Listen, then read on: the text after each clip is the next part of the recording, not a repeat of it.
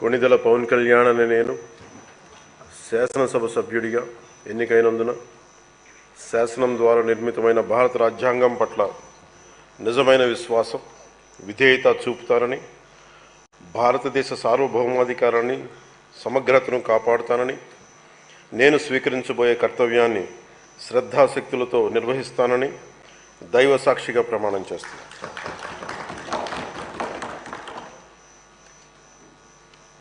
కొణిదెల పవన్ కళ్యాణ్ అని నేను ఆంధ్రప్రదేశ్ శాసనసభ